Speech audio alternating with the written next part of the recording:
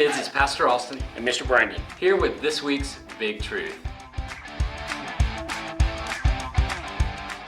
So we are back for a brand new series. Are you guys excited about our last series of this entire school year? It's hard to believe that we are here at our last series, Mr. Brandon. Isn't that it's pretty awesome. It's been good to walk through each one of these series with everybody, and glad to be in the new one.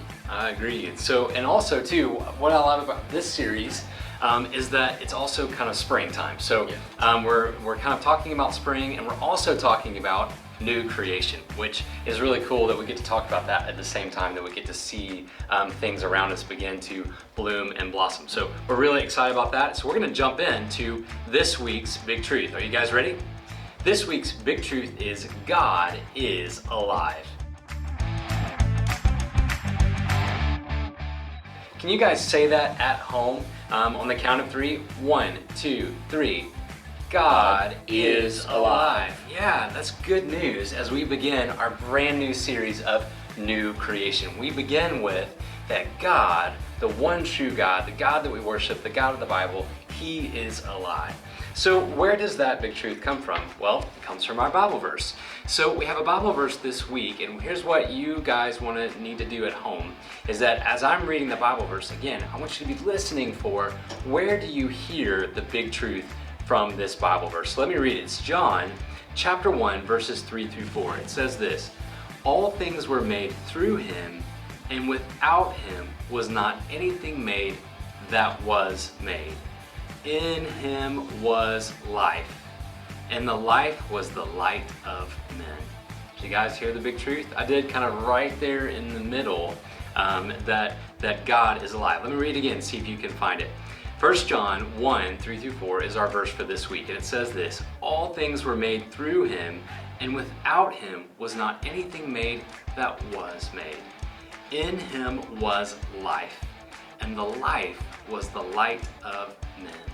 So what good news as we kick off our new series of new creation, that God is alive. So we're going to kind of talk about that this week, and really all grades are aligned for this week. So this is kindergarten, 1st, 2nd, 3rd, 4th, 5th. This is your big truth for this week, that God is alive. Mr. Brandon has a hook for us for this week that will help us unpack that big truth in our new series of new creation.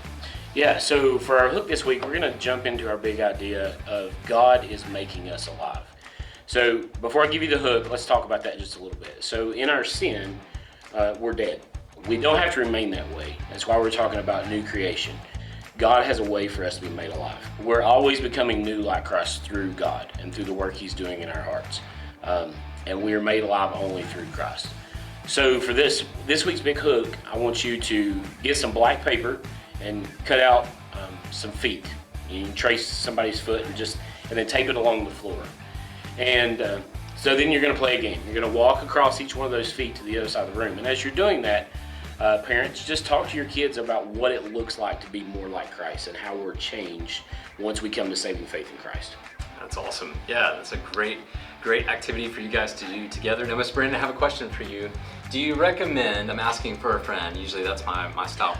Do you recommend when you're tracing the feet that socks need to be on, or is it barefoot? Because I say we do barefoot. Okay, all right. Maybe a little easier. Barefoot. Okay, yeah, I think that's a good idea. You guys, you may need clothespins for this as well. Just kind of pinch your nose out. Yeah, it's true. Like my boys, by the end of the day, feet don't smell so great. Yeah. So maybe make sure you do it right after showers. Oh, that's a good idea. That's a good idea. Yeah, I like that. All right. Yeah.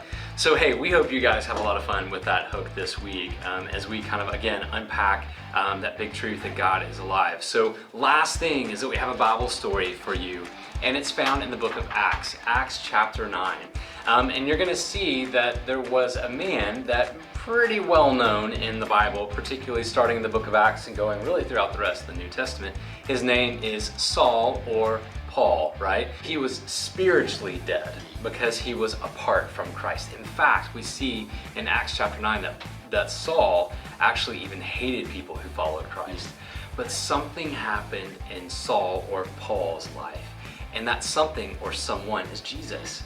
And so through Jesus Christ, Paul, or Saul's, life was completely changed, and he had new life. in Jesus Christ. And so that's the story that you guys are reading about this week is Saul's conversion, or Paul's conversion. You can use either one, but even his name was changed. So, hey, we encourage you guys, read Acts chapter 9 together. Maybe that's even a story that you guys can act out at home.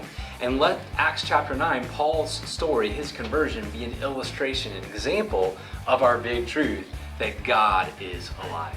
Hey, we hope you guys have a great week this week, and we will see you right back here next week. See you next week, guys.